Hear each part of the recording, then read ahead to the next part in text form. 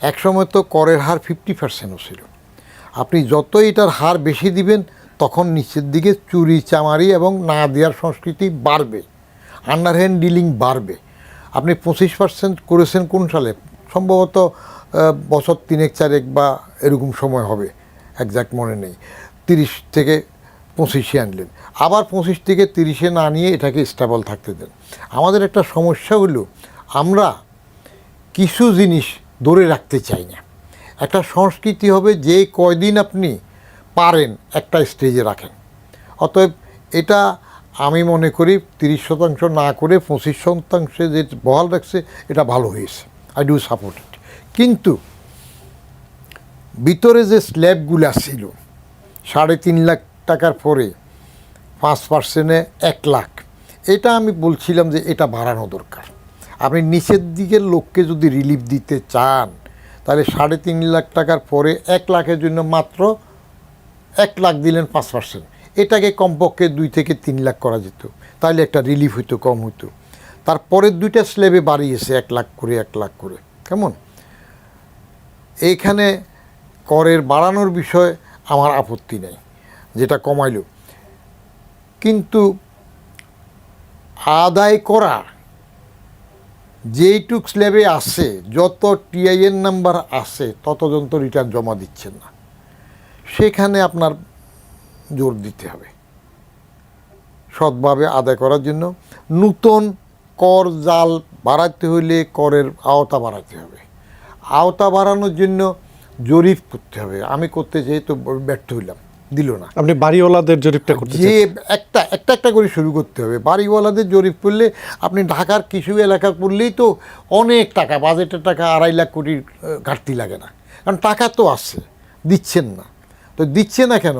আপনি নিতে পাচ্ছেন না।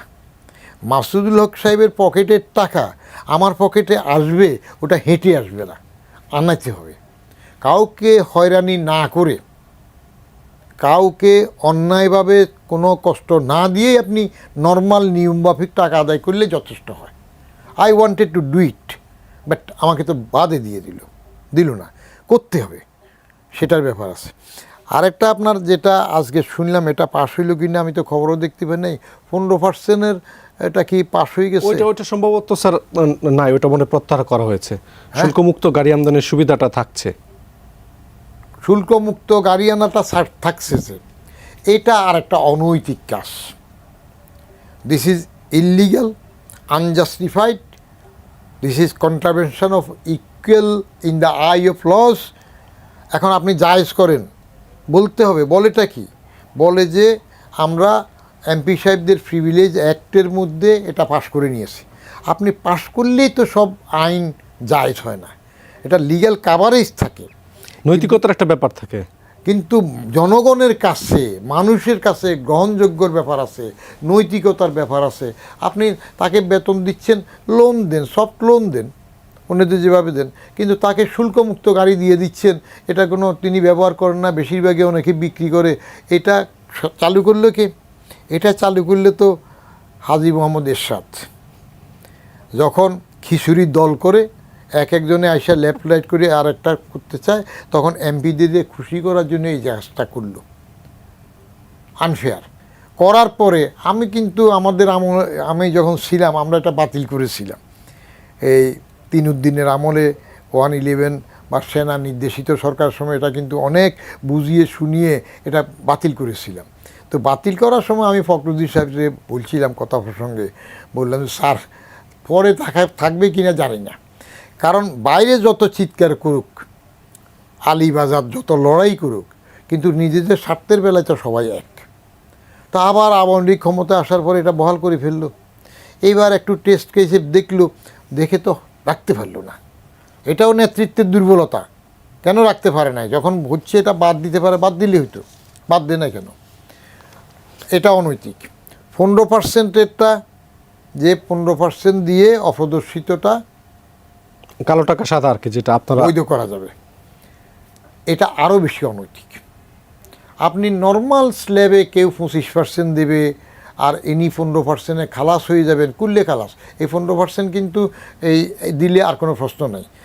বা কোনো লিগ্যাল কোনো পদক্ষেপে নেওয়া যাবে না সম্ভবত এরকম? না, সেটা তো বলছে কেউ কোনো প্রশ্ন করতে পারবে না। তারপরেও কেউ প্রশ্ন করতে পারবে না, এটা যদি কোনো সাহসী অ্যাডভোকেট থাকে, ব্যারিস্টার থাকে, যদি কোর্টে এটা চ্যালেঞ্জ করে, তাহলে হয়তো কোনো বাড়ি আসতে পারে যে কেউ কোনো কিছু চ্যালেঞ্জ করতে পারবে না বললে তো আর আইনের শাসন থাকে না। চ্যালেঞ্জ করলে বিচারকরা দেখবে এটা গ্রহণযোগ্য হয় কি হয় না। সংসদে পাশ করলে তো সব আইন জায়েজ হয় না, এটার বিরুদ্ধে কেস করা যায়, করে তো, আছে না, নজির আছে। Judicial review. হ্যাঁ, জুডিশিয়াল রিভিউ করা যায়। তো এটা আমি অবৈধ বলতেছি কি জন্য, এখন প্রধানমন্ত্রী তো বলছেন যে আদার দিচ্ছেন, মাছের আদার খাওয়াচ্ছেন। যারা টাকা পাচার করে বাইরে নিয়ে যায়, ট্যাক্স দেয় না, তাদের যদি সামান্য সেন্সিবিলিটি থাকে, আদারওয়াইজ কোনো মোটিভ না থাকে, তারা এখানে আসবে না। কারণ তারা নজির তো দেখেছে, সাদা করলে পরে কিন্তু রাজনৈতিক নেতা হইলে কথায় কথা বলবে, ওই যে কালো টাকা সাদা করছে, যেটা বেগম জিয়ার এখন সারাক্ষণ বলে। সাইফুর রহমান সাহেব তো মনে করেছিলেন ওই সময়। সাইফুর রহমান কি স্বেচ্ছায় করেছে? এগুলো করানো হয়েছে, দৌড়েছি। কেউ কি স্বেচ্ছায় আসছে নাকি? বেগম জিয়া ধরা পড়ছে, তখন জায়গা দিতে বাধ্য হইলেন। সাইফুর রহমান সাহেব ধরা পড়ছেন, বের করছি, দিতে বাধ্য হয়েছেন। মওদুদ ধরা পড়ছে, দিতে বাধ্য হয়েছেন। তো এরা এমনকি এগুলো তো সবসময় ঘটতেছে। কেউ বলতেছে 3 বারের প্রধানমন্ত্রী, ওনাকে কি ছাড়টার দেওয়া যায় না? মানে আইন তো সমান, ট্যাক্স দেবেন, এটা পাও না। আর আমি যে চ্যালেঞ্জটা সবসময় দিয়েছি, আমাকে অনেকেই বলেছে যে আপনি জোর করে এই ট্যাক্স নিয়েছেন। আমি বললাম যে এখনও আছে, এখনও বহাল। আমি চলে আসছি চাকরির থেকে 17 বছর, এখনও আমি সেই চ্যালেঞ্জ বহাল রাখি। একটা লোক বলুক না তার থেকে অন্যায়ভাবে বেশি টাকা নিয়েছি। আর্মিরা নিছে, এরে দৌড়ে ওরে দৌড়ে, সেটা আমি তো নেই। বরং আমি সবসময় ট্যাক্স পেয়ার্সদেরকে সম্মানিত করদাতা বলেছি, ফর্মে সেটা লিখিয়েছি, দোকানে গেলে তাদের সামনে বসতাম না, দাঁড়াতাম। কিন্তু আমি বলি যে সরকারের আইন যেটা আমার সময় যেটা ছিল, ইনকাম ট্যাক্স অর্ডিন্যান্স 1984, ওইটার বিধান অনুযায়ী আপনি যতটুক দেনা আছেন সেটুক দেন নাই। আপনি এখন চ্যালেঞ্জ করেন যে আপনি দিয়েছেন, দিলে তো আপনি মুক্ত, না দিলে বাকিটা দিতে হবে, দিতে হয়েছে। এবং সেই সময় এই প্রচারণায় আমার ওই সময় এটা যথেষ্ট কাজ হয়েছে, লোক টাকা দিয়েছে। আর ওই সময় আরেকটা বিধান আছে, মানুষ সবাই কেউ কেউ আমাকে জিজ্ঞেস করে, ভেরি ইন্টারেস্টিং, যে আপনিও তো এই সুবিধা দিয়েছেন, এখন আপনি এটার বিরুদ্ধে কেন করতেছেন? আমি এই সুবিধা দিইনি। আমার নর্মাল প্রসেসে আমি ফাইল প্রসেস করলে প্রস্তাব দিতাম আমার উপদেষ্টা মির্জা আজিজের কাছে। এটা কম্পেল করা হয়েছে, আমাকে মইনিও ডাকিয়েছে সেখানে তার অফিসে। এবং আমি যখন আমার উপদেষ্টা মির্জা আজিজকে বললাম যে আমাকে তো এই ব্যাপারে এরকম ডাকছে, তো উনি ধরি মাছ নাসুই পানি, মানে সেনার নির্দেশিতদের যাদের উপদেষ্টা হয়, মন্ত্রী হয়, তারা তো এমনি বোঝা যায় কি কেন হতে যাবে, এরা তো অবৈধ সরকার, জোর করে আসছে, তো তার কাছে আমি কেন যাব? তো গেল, পর পাঠাইলো, পাঠানোর পরে আমি যে কাজটা করতে পেরেছি, আমার সময় SRO 98-এ যেটা নেওয়া হয়েছে, সেটা নর্মাল স্ল্যাবে যার যতটুক ট্যাক্স আসে ওটা দেয়া লাগছে। ওটা দেওয়ার পরে আগে না দেওয়ার জন্য 5% বাড়তি জরিমানা নেওয়া হয়েছে। ওই টোটাল 25%কে 15% বা 10% দিয়ে করলে খালাস করা হয়নি। আপনার যেটুক নর্মাল স্ল্যাবে আসে, তখন তো 10, 15, 20, 25 ছিল, এই পার্সেন্টেজ অনুযায়ী আপনার ট্যাক্স হিসাব হবে। হিসাব হওয়ার পরে যে অ্যামাউন্টটা দেন নাই সেটারও এভাবে হিসাব হবে। তারপরে আবার এটার উপরে বাড়তি আগে দেন নাই 5% জরিমানা। এই 5% জরিমানাটাও তো আমি করি নাই, আমি মইনির সাথে বসার সময় বলছি যে জরিমানায় যদি করবেন 10% করেন, শিক্ষক নর্মাল ট্যাক্সটা হবে 10% জরিমানা। উনি পরে নিজে কেটে দিলেন, না নর্মাল ট্যাক্স তো নিচ্ছি 5% জরিমানা। তাহলে ওরাও কেন করলো এটা? কথা একই। আবার তাদের উপরও চাপ ছিল যেভাবে হোক, ওই যে বাইরে হচ্ছিল, তো সেটা তবু একটা বেসিস ছিল যে নর্মাল ট্যাক্সের পরে 5% জরিমানা। এখন তো সেটা নাই, আপনি 15%-এ খালাস করবেন। জি স্যার, একজন দর্শক আছে, আমরা একটা ফোন নিতে চাই। হ্যালো হ্যালো হ্যালো, আসসালামু আলাইকুম। জি, প্রশ্ন করুন খসরু ভাই। খসরু বলছিলাম, আমার ছোট্ট করে দুটি প্রশ্ন। প্রথম প্রশ্ন হলো ছাগল কাণ্ড। এক ছাগলে টেস্ট খাইলো, মতিউর রহমানে খাইলো, বিক্রি থেকে খাইলো, ক্রেতাকে খাইলো। সেই ছাগলের জন্য এই বাজেটে কোনো বরাদ্দ আছে কিনা? ছাগল টেস্টকে গিলে ফেললো, এবং বিক্রেতা শেষ হলো, ক্রেতাও কিন্তু শেষ হলো। সেক্ষেত্রে দ্বিতীয় প্রশ্ন, আমাদের দেশে ধনীদের জন্য ফ্ল্যাট বরাদ্দ থাকে, ধনীদের জন্য সুযোগ সুবিধা থাকে, কিন্তু এই দেশের তৃণমূল পর্যায়ে যারা খেতে খাওয়া মানুষ, যাদের রক্ত এই ছাগল কাণ্ড চুষে খাইলো, তাদের জন্য আপনারা কি বলবেন, কি মেসেজ আমাদের জন্য? জি জি, ধন্যবাদ খসরু ভাই। স্যার আপনার কাছেই দিতে চাই যে এক ছাগল আর মানে তার ক্রেতাকে খেলো, তার ক্রেতার বাপকে খেলো, মাকে খেলো, আবার মূল মালিককেও খেয়ে ফেললো, মানে এক ছাগল খেলো কিনা এটা এখন বলা যাবে না, কারণ খেয়ে যদি ফেলতো তাহলে তো উপজেলা পরিষদের চেয়ারম্যান ম্যাডাম আবার এভাবে যেতে পারতেন না। গেলেন না অফিসে? হ্যাঁ, আবার অনেক কথা বলেছেন যে সাংবাদিকদের আচ্ছা, সাংবাদিকদের যেটা দমক দিলে সেটা, কিন্তু আপনি একটা জিনিস দেখছেন, যাওয়ার পরে আশেপাশে যত লোক ছিল এগুলো কারা? একটা গ্রিন সিগন্যাল পেয়ে তো গেছে। মানুষের চক্ষু লজ্জা থাকলে যায়। এখানে দুইটা ইন্টারপ্রিটেশন থাকতে পারে। একটা থাকতে পারে শি ইজ ফেয়ার, তার বিরুদ্ধে যত অভিযোগ এগুলা বানোয়াট, মিথ্যা, তিনি সেটা প্রমাণ করবেন, অফিসে আসছেন, ফেস করবেন। যদি এটা হয়ে থাকে, দিস ইজ গুড সাইন। আর যদি বাকিটা হয়ে থাকে যে তাকে যারা মনোনয়ন দিয়েছে, রাতারাতি তাকে চেয়ারম্যান বানিয়ে দিয়েছে বিনা প্রতিদ্বন্দ্বিতায়, যারা তার বেনিফিশিয়ারি, তারা সব একজোট হয়ে রাজনৈতিক শক্তিতে হোক, যেভাবে হোক, একটা সিদ্ধান্ত নিয়েছে যে তাকে আমরা নিয়ে যাব, বুক ফুলিয়ে কথা বলবে। এটা কিছুই না, এটা হইলে দিস ইজ ব্যাড।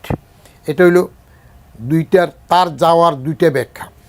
আরেকটা ব্যাখ্যা আছে, সমাজের থেকে ওখানে যাওয়ার পরে জিপে উঠতেছে, নামতেছে, মিটিং করতেছে, একটা আওয়াজ কি আপনারা রিপোর্ট করছেন যে 5টা লোক 10টা লোক বলছে যে আপনি দুর্নীতি ফরায়ণ, আপনার বিরুদ্ধে এরকম রিপোর্ট হয়েছে? ওখানে কিছু হয়েছে? হয় নাই। আরেকটা জিনিস দেখবেন আপনার, এই যে আমাদের বাম দল, বিরোধী দল, বাজাত, সবাই তো হইয়াল্লা করে না কোনো ইস্যু নিয়ে। এই যে আজকে তারা কি সমাবেশ করতেছে, বেগম খালেদা জিয়ার মুক্তির জন্য সমাবেশ করবে, আগে করছে, কিন্তু আমার তো এখনও নজরে পড়ল না যে এইরকম একটা কাণ্ড ঘটল, যে বেনজিরের কাণ্ড, আসাদুজ্জামান সম্বন্ধে রিপোর্ট হইল, তার মতিউর হইল, এখন আবার আমাদের আরেক ফয়সল হইল। এইগুলো নিয়ে কেউ একটা মিছিল করলো, সমাবেশ করলো, মানববন্ধন করলো, বললো যে আমরা দুর্নীতির বিরুদ্ধে সোচ্চার, আমরা এটা দ্রুত করে নাই। তাহলে ওনারটাও করে নাই। তার মানে কি জনগণ এটাতে বোঁতা হয়ে গেছে, বা যারা প্রতিবাদ করার শক্তি রাখে তারা নিজেদের পজিশন দেখছে যে আয়নাতে, ওই যে এক নেতা বলছে না, আয়নাতে খুশি, আমাদের খুশি করার জন্য, যে শুধু আমাদের বলে লাভ নাই, রাজনীতিকরা আয়নাতে নিজের চেহারা দেখেন। তো নিজের চেহারা তো নিজেরা জানেই, হলফনামা যেটা দেয় সেটাতে তো বোঝা যায়। এটা চেক করছে কে? আপনি ধরতে চাইলে না ধরতে পারবেন, সে ধরার জন্য তো রাজনৈতিক সদিচ্ছা লাগবে। আপনি হলফনামাতে কারো 5,000 গুণ বাড়ছে, কারো 2,000 গুণ বাড়ছে, ওই গুণটা কেমনে বাড়লো সেটা তো ধরতে গেলে তো এসে যাবে, আসবে। এটা তো করছে না। তাহলে জনগণ থেকে এটার কোনো প্রতিক্রিয়া, যে উনি যখন গেলেন, হয় নাই তো। তা আমি তো এটা এভাবে বলতে গেলে আবার অসুবিধায় বলবো যে উস্কানি দিচ্ছে। প্রশ্নটা হইল নৈতিকতার প্রশ্ন হইলে সচেতন থাকলে প্রশ্ন উঠবে। এখন তিনি ফেস করবেন, এই যে গিলে ফেলছে বলছে, একটাও গিলে নাই। গিলে ফেলছে কি না এটা তো বহু স্তর বাকি আছে, তদন্ত হবে। তদন্তের মধ্যে আগের 4বারের মতো যদি সে আবার ক্লিন হয়ে যায়, নট আনলাইকলি, হ্যাঁ হতে পারে, ম্যানেজ হইলে হয়ে যাবে যেভাবে হোক। তারপরে যদি মামলাও হয়, মামলাতে সে কত ধাপ আছে, হ্যাঁ, উঠতে আপিলেট ট্রাইব্যুনাল বা সুপ্রিম কোর্ট, সব পর্যন্ত ব্যাপার আছে না, সবটাতে ফাইনাল হওয়ার পরে তো এটা হবে। আর তার আগে যদি এটাকে আপনি অন্যায় বলেন, তাহলে সেটা ওর আছে কোথায়? প্রথম সংবাদপত্র কড়াভাবে কিছু সুনির্দিষ্ট অভিযোগ আনার পরও তো তাকে নজরদারিতে রাখা হয় নাই, কাউকে রাখা হয় নাই। তো তাহলে সদিচ্ছা আপনি কোথায় দেখছেন? চলবে আইনের প্রক্রিয়াতে যেভাবে চলে, যা হয় পরে দেখা যাবে গিলে খেলো কিনা, কে কারে গিলে খায় সেটা পরে দেখা যাবে। বাজেটে আসলে গরিবদের জন্য কোনো সুখবর আছে কিনা, বা তাদের সুযোগ সুবিধা আসলে বাড়বে কিনা? আপনার গরিবদের জন্য সুখবর বলতে সোশ্যাল সেফটি নেটওয়ার্কটা তো আগের থেকে বাড়িয়েছে। আর এই যে আশ্রয়ন একটা প্রকল্প, ভূমিহীনদেরকে দলিল সহ ঘর করে দেয়া, এটা তো একটা বিরাট রকমের আলোড়ন সৃষ্টিকারী প্রকল্প। ওটার মধ্যে কেউ যদি চুরিদারি করে নির্মাণে, সেটা তো ভিন্ন ইস্যু, চুরি করলে। কিন্তু এটা একটা মাইল ফলক হিসাবে চিহ্নিত। বিধবা ভাতা বাড়তেছে, মুক্তিযোদ্ধাদের জন্য বা প্রতিবন্ধীদের জন্য যেসব সোশ্যাল সেফটি নেটওয়ার্ক এগুলো তো বাড়িয়েছে। সম্ভবত কর কাঠামোর বিষয়টা নিয়ে হয়তো সম্ভবত বলতে চেয়েছে। কর কাঠামোর নিয়ে সেটা তো আমি আগেই বললাম যে ওখানে করা যেত, গরিবদের জন্য যারা কর দেবে কর কাঠামো সেখানে প্রথম যে 3.5 লাখ পর্যন্ত কর নাই। নর্মালি বয়স্ক নারী তাদের জন্য 4 লাখ, মুক্তিযোদ্ধাদের জন্য আরও বেশি, এগুলো তো স্ল্যাবে যা আছে তাই রাখছে। তো একটা কাঠামো একেবারে প্রত্যেক বছর বদলানো ঠিক না, বরং গরিবদের জন্য এখানে একটু চেঞ্জ করতে পারতো, যে করমুক্ত আয় সীমাটা যদি একটু বাড়ানো যেত, সেখানে আয় সীমাটা আপনার বাড়াইতে পারতো, অথবা আয় সীমাটা না বাড়াইলেও 1% যেটা 5% যেটা দিয়েছে 1 লাখ, এটাকে 2 থেকে 3 লাখে বাড়িয়ে দিতে পারতো, তাহলে একটা রিলিফ হইতো, স্ল্যাব এরিয়াটা কমে যেত আর কর ভারটা কমতো। কিন্তু এটাকে করবার কমানো হয় নাই, বা কোনটাতে কমাইলেও টাকা বাড়াইলেও কোনটা গিয়ে তার পরের দামে 10% 15% সেখানে 1 লাখ, মানে যাদের একটু ইনকাম বেশি আছে তাদেরই করটা বেশি দিতে হবে এখন। নর্মালি আপনার 10-15% এদের যেটা আছে ওইভাবে দিতে হবে আর কি, দেবে। তো এদেরকে দিলে আমি যেটা ফিল করি সেটা হলো বেশি ট্যাক্স পেয়ার তো এই শ্রেণীর হয়, কেমন? অর্থাৎ এটা স্ট্যাটিক হিসাব করার জন্য রাখা ভালো। নিচে যেটা আপনারা যেটা বললেন যে 3.5 লাখকে 4 লাখ করলে, ওগুলো আমরা বাজেটের সময় ক্যালকুলেট করা হয় যে একটা স্ল্যাব যদি এরকম প্রথমে এত বাড়ানো হয় তাহলে আগের এই ক্যাটাগরির কত লক্ষ আসে, সেখানে কত লক্ষ রেভিনিউ চলে যাবে। মাঝখানে 2টো কমে দিয়েছে, এটা বাড়ায় নাই। তো এটাতে বাড়ানো যেত, এটা আমি আগেও বলছিলাম যে প্রথম যেটা 5% এখানে একটু 1 লাখ না রেখে 2 বা 3 লাখ করা যেত। স্যার একজন দর্শক আছে, আমরা একটা ফোন নিচ্ছি। হ্যালো, স্যার জি বলুন। আমি সাধারণ কবি বেগমগঞ্জ নোয়াখালী থেকে বলছি স্যার। আমার প্রথমে সম্মানিত অতিথি এবং বর্তমান যিনি আইআরডি সেক্রেটারি এবং আছেন এনবিআর চেয়ারম্যান, ওনাদের দেশপ্রেমের প্রশংসা করছে। আমার প্রশ্নটা হচ্ছে, গত 53 বছরে এই পার্লামেন্টে গরিবদের স্বার্থে কয়টা আইন হয়েছে আর ধনীদের স্বার্থে কয়টা? দেখা যাচ্ছে বড় বড় ঋণ খেলাপিরাই তো স্টেট পলিসি মেকার। সেক্ষেত্রে আমরা কি আশা করতে পারি? যেমন আজকে শুল্ক মুদ্রা গাড়ি আবার ওই যে করে দিল, ওপেন করে দিল, যে আমাদের কি স্বার্থ? আমরা কেন ভোট দিতে যাবো? আওয়ামী লীগ, বিএনপি, জাতীয় পার্টি। জি, আপনার প্রশ্নটা বুঝতে পেরেছি স্যার, নিশ্চয়ই জবাব দেবেন স্যার। আপনি কেন ভোট দিতে যাবেন? ভোট দিতে যায় কে? কয়জন যায়? এখন যায় না তো। ওই যে প্রধান নির্বাচন কমিশনার আগে দিয়ে বলবে 27 বা 28% বলবে, পরে আরেকজন বলে দিলে বলবে 40%। তো তাহলে 40% গেল নাকি? 60% তো যায় নাই। এই যে উপজেলা নির্বাচনে কত পার্সেন্ট গেল? বলতেছে 30 না 35% লোক ভোট দিতে গেল। আর ভোটের যে সিস্টেম এখন, আপনি ভোট দিতে না গেলেও আটকাই থাকবে না। কারণ আওয়ামী লীগ সরকার 2008 ফেয়ার ভোটে, শামসুল হুদা কমিশন আন্ডারে ফেয়ার ভোটে আসছে মেজরিটি নিয়ে। 2014 5ই জানুয়ারি 14 ভোট, এটা বিনা ভোটে চলে এসছে। কারণ গণ্ডগোল আলী আসছে, বাজাদ আসে নাই, সেখানে পরে 153 জন বিনা ভোটে। তাহলে 8 ভোটে 14 বিনা ভোটে, 18টার তো গুজবে উঠল যে রাতের ভোটে। তা আপনি কিছু লোক যদি ভোট দিতে না যায়, এখন যে গণতান্ত্রিক সিস্টেম, তাতে কি পার্টি আটকা থাকবে? থাকবে না। আপনার ভোট নেওয়ার জন্য সেখানকার ক্যান্ডিডেট আপনাকে ম্যানেজ করতে পারলে যেভাবে হোক আপনি ভোট দিতে যাবেন, নাহলে যাবেন না। গরিবদের জন্য আসলে যে প্রশ্নটা করলেন যে আসলে কতটা আইন হয়েছে বা ধনীদের জন্য? গরিবদের জন্য আইন বলতে যেটা হয়, মানে গরিব বান্ধব তো অনেকগুলো স্কিম আছে এখন। এই যেগুলা আপনার দিচ্ছে ভাতা, উনি বলতে চাইছেন যে গরিবদের চেয়ে ধনীরাই আসলে বিভিন্ন ক্ষেত্রে অগ্রাধিকার পাচ্ছে, তারাই সুযোগ সুবিধা বেশি পাচ্ছে। ধনীরা অগ্রাধিকার, এটা তো সব জায়গায় আছে। আপনার ধনীদের অগ্রাধিকার, আপনি ধর্মীয় বিধান যেটা আছে, ধনী বড় আয় করে, বড় টাকা দিয়ে তার একটা ফিজিবিলিটি বেশি। যেমন আপনার যেটা ছিল সারচার্জ, সেটা গতবারের বাজেটে তো বাড়াই দিল। 3 কোটির জায়গায় 4 কোটি পর্যন্ত হইলে তার সারচার্জ লাগবে, আগে একটু রিলিফ দিল। এবার কর্পোরেট ট্যাক্সের মধ্যে একটু রিলিফ দিল।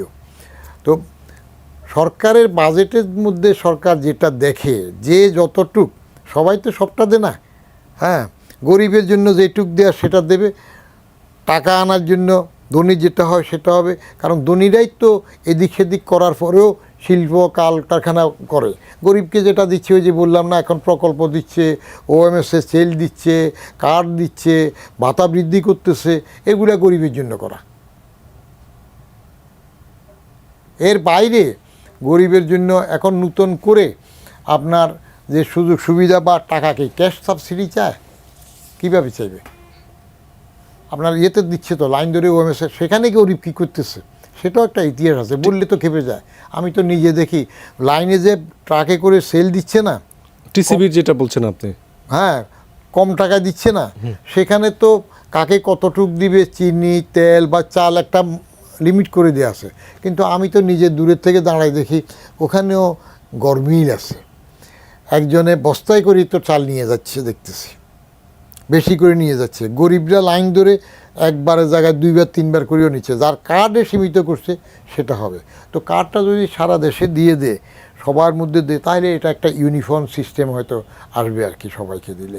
মানে আমরা মানে নিজস্ব তহবিল থেকে বা নিজস্ব সোর্স থেকে রাজস্বটা আসলে কেন আমরা বাড়াতে পারি না চাহিদা অনুযায়ী? এটার মূলত 2টা কারণ আছে, একটু বাড়াই টানলে 3টে হইতে পারে। একটা কারণ হইল কেন নিজেদের খাত থেকে পারি না। আমি নিজের খাত থেকে যেটা পারি সেটা করছেন না বিদায় তো আপনি বড় নিচ্ছেন, মনে হচ্ছে যে আমার শর্ট পড়তেছে। 2.5 লক্ষ কোটি টাকা ঘাটতি বাজেট, তো আপনি এই 2.5 লক্ষ কোটি টাকার ঘাটতি বাজেট যদি না নিতেন তাহলে তো নিজেরটা দিয়ে নিজে চলতে পারতেন। এখন ঘাটতি নিতে হয় বেশি কাজ করার জন্য ঋণ করে, সে ঋণের খেসারত দেওয়াটা তো পরে টের পাওয়া যায়। বাজেটের 14.2% তো সুদ পরিশোধে চলে যাচ্ছে। এক, সবসময় রাষ্ট্রীয় পলিসিতে যতটুক করা যায় পাওয়া যায় তার থেকেও আর একটু অ্যাগ্রেসিভ বেশি করে এই জন্য টেক অফ পয়েন্টে আর একটু ডেভেলপ করার জন্য করে। 1 বছর যদি, এই বছর আমি প্রেফার করছিলাম যে এই বছর ঘাটতি বাজেট দেওয়া না হোক, নতুন করে কোনো প্রজেক্ট না নেওয়া হোক, আগের প্রজেক্টগুলো কমপ্লিটের জন্য যেটুক সেটা করা হোক, তাহলে ঘাটতিটা কমে যেত। আপনি ব্যাংক ব্যবস্থার থেকে 1,37,000 কোটি টাকা সরকারি লোন নেবে, তো সরকারি যদি 1,37,000 কোটি টাকা ব্যাংক থেকে নিয়ে নেয়, এমনি তো ব্যাংকগুলো লাটে উঠে যাচ্ছে, ওই এক লুলা আরেক লুলারে কান্দে করে চলার ব্যবস্থা হইতেছে, মার্চ করবে, এটা করবে, সেটা করবে, লিকুইডিটি প্রবলেম হয়ে যাচ্ছে, ব্যাংকের টাকা পাচার হয়ে যাচ্ছে, তারপরে পাচার হইলে আবার তদন্তও করা যাবে না, এমন অবস্থা হচ্ছে। খেলাপি ঋণও বাড়তেছে। আরে খেলাপি ঋণ তো বাড়বে না কেন? খেলাপি ঋণ যারা নিচ্ছে তাদেরকে ঋণ দেওয়ার সময় তো প্রপারলি যাচাই বাছাই করে দেওয়া হয় নাই। আমি যখন আমার বাড়ি করার জন্য উত্তরাতে লোন নিলাম একটা ব্যাংক থেকে 1,20,00,000 টাকা, তখন আমার বেলায় কি করেছে ব্যাংক, আমার জমি বাড়ি বন্ধক নিয়ে এলো। কেমন? আমি অ্যাপ্লিক্যান্ট, আমার তো এটা গ্যারান্টার আমি থাকলাম, তা আমার 60-এর উপরে বয়স হয়েছে বলে আমার এক ছেলেকে গ্যারান্টার নিল, বন্ধক নিল, আরেক ছেলেকে আমার সাথে কো অ্যাপ্লিক্যান্ট করলো, তাহলে আমার বাড়ি নিল, আমি অ্যাপ্লিক্যান্ট, আমি তো জিম্মেদার রইলামে, আমার 2 ছেলেকে জামিনদার করলো, একজন গ্যারান্টার আরেকজনকে আমার সাথে কো অ্যাপ্লিক্যান্ট করলো। তো আমি হাসতে হাসতে বলছিলাম, ও এরপরেও নিয়েছে, আমার যে মাসিক কিস্তি হবে 1,26,920 টাকা না 26 টাকা কত হয়, এটা 6 দিয়ে গুণ করে করে প্রত্যেক 6 মাস পর্যন্ত 15 মাসে আমার 30টা চেক ব্ল্যাঙ্ক সই করে নিল। চিন্তা করেন, 1,26,926 টাকা কিস্তি, এরকম 30টা চেক নিল ব্ল্যাঙ্ক সই করাইয়া, আনডেটেড চেক, আবার 1,20,00,000-এরও একটা নিল, তাহলে আমার কতভাবে আটকাইল? 1,20,00,000, আর এখানে 2,40,00,000 45,00,000 বেশি চেক নিল, আমারে বন্ধক রাখল, ছেলেরে গ্যারান্টার করে বন্ধক রাখল। তা আমি হাসতে হাসতে বলছিলাম যে আরেকটা জিনিস বাকি আছে, এটা নিয়ে নিলে তো আমি মুক্ত হয়ে যাই, আমরা সবাই আপনাদের হয়ে যায়। তো অফিসে হাসতে কি, আমি বলি আমার একটা পুরনো স্ত্রী আছে, 47 বছরের পুরনো, তখন একটু কম ছিল, তো 43-44 বছরের পুরনো বই, এটাও আপনারা নিয়ে যান, নিয়ে গেলে আমরাই এক বাড়ি করার ছিল, সব আপনাদের হইলাম। মাই কোশ্চেন ইজ, আমার বেলায় এত যাচাই বাছাই এত কিছু করছেন, তাহলে যারা টাকা মেরে দিচ্ছে খেলাপি, তার বেলায় কী হচ্ছে? যাচাই বাছাই হচ্ছে না। শেয়ার হচ্ছে, আন্ডারহ্যান্ড ডিলিং হচ্ছে, অযথা প্রভাব হচ্ছে, বলার আগে বেশি বাচ্চু দিয়ে দিচ্ছে। তো আপনি যদি সিস্টেমটা কাজে না লাগাতে পারেন, তার মধ্যে কোনো এক প্রাইমারি স্কুলের টিচার ছিল যে কি হেনরি না কি একটা, ওটাও কেমনে কেমনে সোনালী ব্যাংকের ডাইরেক্টর হয়ে এলো। How come? কোন ক্ষমতায় আসে? আসার পরে তারপরে যখন এমপি হয় প্রথমবার তো মনোনয়ন পায় নাই, হলফনামায় দেখেন কত গুণ বেড়ে গেল। তো এগুলো দেখবে কে? দেখছে কে? দেখার যারা, তারা যদি না দেখে তাহলে তো কাজ হবে না। জি স্যার, এখানে আমার প্রশ্নটা স্যার, যে সংসদ সদস্য ব্যারিস্টার সৈয়দ সায়েদুল হক সুমন উনি সংসদে বলেছেন যে সরকারের রাসেলস বাইপার চলে এসেছে, কিন্তু বেজি আসলে পর্যাপ্ত নাই। বেজি বলে তো এখানে যিনি ওটা মিন করছেন, আমি যদি ভুল না বুঝি, সেটা হলো ওয়াচ ডগ, যেটা সাপকে সামাল দেখে বেজি। সাপ আর বেজির লড়াই যদি আপনি দেখেন অ্যানিম্যাল প্ল্যানেটে বা ডিসকভারি চ্যানেলে, দেখবেন যে এটা বড় মজা, কে কারে কেমনে ধরে। তো সে বেজি থাকবে করতে, বেজিকে আমার বাহিনীর পুলিশ, এরাই তো ওয়াচ ডগ পাহারা দেবে। বেজিকে দুদক ধরবে, বেজিকে অফিসের বড় সাহেবরা ছোটরা দুর্নীতি করলে ধরবে, বড় সাহেব করলে তারে উপরের আরও উপরে মন্ত্রীরা দেখবে, ধরবে। এখন সে বেজিরা যদি সব একসাথ হয়ে যায়, সাপের সাথে আতাত করে ফেলে, তো তাইলে আর বেজি হবে কেমনে? ওই আমার বাসার পাশে বিড়াল থাকে, দেখলাম কুকুরে আগে বিড়াল দেখতে দূরাইতো, এখন ওই কুকুর একটার সাথে বিড়াল একটার ভালো খাতির, ওরা একসাথে সহ অবস্থানে থাকে। তো এখন বেজি আর সাপ যদি আপোষ হয়ে যায়, তা আপনি বেজি পাবেন কোথায়? আর যিনি বেজি নাই বলতেছেন, তিনি তার স্বগোত্রীয়, তার নিজেদের সবাইগুলা খোঁজ নিত, সেখানে কি দশা করতেছে। কেউ তো সাহস করে সত্য কথা বলবে না। তা তারা যদি বেজি খুঁজতে যায়, তাহলে অনৈতিক যে শুল্কমুক্ত গাড়ি নিচ্ছে কেন? এটা তো অনৈতিক, নেব না বলতেছে, কোনো দিন নেব না। আর বিরোধী দল বাজাদ আলীর বিরুদ্ধে যতই চিৎকার করুক, মাঠে লড়াই করুক, এই গাড়িটা যদি তারা যখন ছিল তখন নিচ্ছে না, অন্যেরা নিচ্ছে না। তো আপনি সুযোগ সুবিধা নেওয়ার জন্য যদি সাপ বেজি সব এক হয়ে যান, তখন আপনি বেজি পাবেন কোথায়? তখন বরং বেজিগুলো সব সাপ হয়ে যাবে। এবং এই বেজিগুলাকে সাপ হওয়ার জন্য লালন পালন কী করতেছে? এক নাম্বার, সিস্টেম দুর্বল,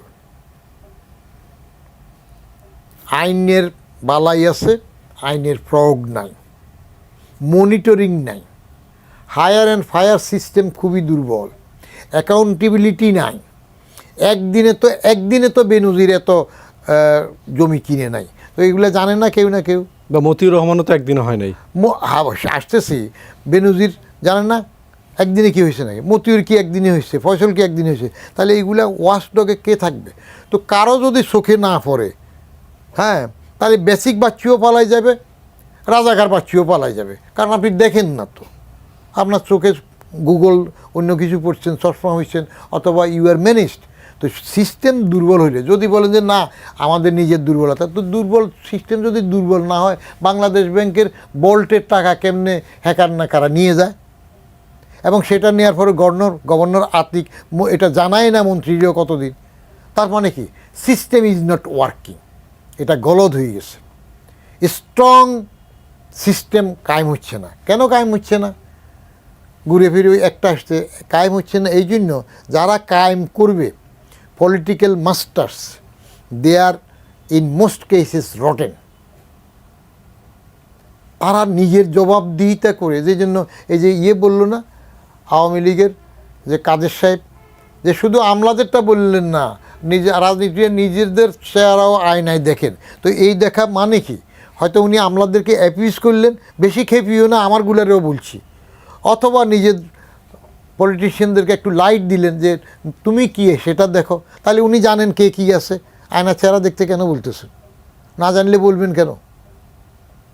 তাহলে সবাই যদি একজোট হয়ে সাপ হয়ে যান, তাহলে আর বেজি নেই, বেজিয়ে তখন সাপ হয়ে গেছে। স্যার, আমরা তো অনেক বিষয় নিয়ে আলোচনা করলাম, যে স্বাভাবিকভাবেই যে দুর্নীতির প্রসঙ্গটা যখন আসে, যে স্বাভাবিকভাবে প্রশ্ন আসে যে আসলে আমাদের পারিবারিক শিক্ষা থেকে কি আমরা আসলে বিচ্যুত হয়ে যাচ্ছে কিনা, যে আপনাদের আমলে আসলে আপনারা কেমন পারিবারিক শিক্ষাটা আপনারা পেয়েছিলেন ওই সময়? দুর্নীতি কমানো বা দমনের জন্য তিনটা বিষয় দরকার। একটা হইল আইনের প্রয়োগ, রাষ্ট্রযন্ত্রের, এটা ডিলা হয়ে গেছে, ফাঁক ফোকরে চলে যাচ্ছে রাষ্ট্র ইমপ্লিমেন্ট করতে পারা। 2 নম্বর হলো সামাজিক স্বীকৃতি, দুর্নীতিকে সমাজ এখন স্বীকৃতি দেয়, মেনে নে, অযথা তোয়াজ করে সালাম দেয়। আর নৈতিক শিক্ষা, ধর্মীয় শিক্ষা, পারিবারিক শিক্ষা সেটা কমে গেছে। আমরা ছোট থাকতে মা নামাজ পড়ি কিনা মনিটর করতো, আল্লাহরে তো এত ভয় করতাম না, কারণ আল্লাহ তো নারকেলের শলা দিয়ে আমার মারবে না, কিন্তু মা তো বলতেছে এই উঠ উজু কর, নামাজ পড়ছ কিনা। তো মায়ের বয়স শীতের মধ্যে উজুতে পুটুস করে হাত 2টা ঢুকাই দিলাম, বুঝলো এটা দিয়ে মুখ মুছলাম, পা মুছলাম, উজু হয়ে গেল। তারপরে যে আসলে নামাজ পড়তেছি না, তাসাউদের ভঙ্গিতে বসেই রইলাম। তো মা জিজ্ঞেস করতেছে কি নামাজ পড়তেছ, পারিবারিক মনিটরিং, নামাজ পড়ছস? আমি তো তাসাউদ পড়তেছি, জবাব দেবো কেন? পরে বললাম মা না হলে কী করতেছি তখন দেখতেছেন না, হোয়ার ইজ দ্যাট? 100 টাকা আমার আব্বাকে শুধু পাঠাইলাম 74-এ, চরফেশন কলেজে যখন মাস্টারি করি, ওই যে জ্যাকবের আব্বা নজরুল ইসলাম সাহেব ভালো মানুষ প্রিন্সিপাল ছিলেন, 600 টাকা বেতন পাইয়ে 100 টাকা পাঠাইলাম মানি অর্ডার করে। সেটার আমার ব্যাখ্যা দিচ্ছে, আব্বার পাল্টা চিঠি লিখলেন, আমার জন্য যে 100 টাকা পাঠাইলা, তুমি বেতন কত পাইছো, তুমি কীভাবে চলতেছো, হিসাব। আমি ব্যাখ্যা দিতে হইলো যে আমি বেতন পেয়েছি 600 টাকা, 100 টাকা আপনার জন্য দিয়েছি, 200 টাকা আমি পেইং গেস্ট হিসেবে আরেক প্রফেসরের বাসা থাকি তাকে দিয়েছি, আর 100 টাকা আমি বাইরে নিজের খরচ জন্য এই 400, আর 200 টাকা আমি ফাইনাল মাস্টার্স পরীক্ষার জন্য কিছু বই কিনবো রেখেছি। এখন সেটা আছে, পারিবারিক শিক্ষা সেটা কোথায়? পরিবারের বউ কি জিজ্ঞেস করে তুমি আমার 10 লাখ টাকা শাড়ি দিলে তোমার রোজগার কত, বেতন কত জানে? পোলাপানকে জিজ্ঞেস করে? বলতেছে না। এই যে এটা যদি জিজ্ঞেস করতো তাহলে কি 15 লাখ টাকা ছাগলের প্রশ্ন উঠতো, আব্বা বেতন কত পাও? আবার এরাও তো দিয়ে যাচ্ছে, পুষতেছে। পরিবার ধ্বংস হয়ে গেলে, নৈতিক শিক্ষা ধ্বংস হয়ে গেলে, সামাজিক প্রতিবন্ধকতা বন্ধ হয়ে গেলে, আইনের শাসনের প্রয়োগ যদি রাষ্ট্রযন্ত্র ঢিলা করে ফেলে, সবাই একজোটে করতে হবে, তো আপনি দেবেন কি ওই আবার বেজি সাপ হয়ে যাবে। বরং সাপ বেজিতে ক্রস করি আবার নূতন সাপ পয়দা হবে, নূতন বেজি, যে বেজির মধ্যে ওই নখদন্তবিহীন দুদকের মতো সেটা হবে, কোনো সবল মারতে পারবে না, কাজ হবে না, ধরতে পারবে না। আপনি তো এটা রাষ্ট্রীয় সিস্টেম করছে, উপায় কি? উপায় একমাত্র হইল রাজনৈতিক সদিচ্ছা, পলিটিক্যাল গুডউইল এবং স্ট্রং গুডউইল যদি না থাকে, মাঝে মাঝে একটু বেসকি দিয়ে এর একটু খোঁচা দিবেন, ওরে খোঁচা দিবেন, তাহলে হবে না। আজকে তো প্রধানমন্ত্রী বলেছেন যে পার্লামেন্টে যে দুর্নীতির বিরুদ্ধে অভিযান চলছে। আজকে প্রধানমন্ত্রী কিন্তু বলেছেন পার্লামেন্টে যে দুর্নীতির বিরুদ্ধে ব্যবস্থা নেওয়া চলছে এবং এটা চলবে। হ্যাঁ, চলছে, চলবে। আগেও তো আমরা দেখছি, বঙ্গবন্ধুর আমিও তো এটা তো চলতেছিল। বঙ্গবন্ধু নিজেই তো বলছে সবাই পায় সোনার খনি, আমি পাই চোরের খনি, এই গাজী আমার কম্বলটা কই। এবং ব্লক রেট দিতে যাইয়া দেখা যায় সব তার দলেরগুলো ধরা পড়ে, বন্ধ হইল। জিরো টলারেন্স তো সবসময় বলতে, আর 100% টলারেন্ট সব। জি স্যার, আমরা আজকে শেষ করতে চাই স্যার, আপনাকে অশেষ ধন্যবাদ জানাচ্ছি।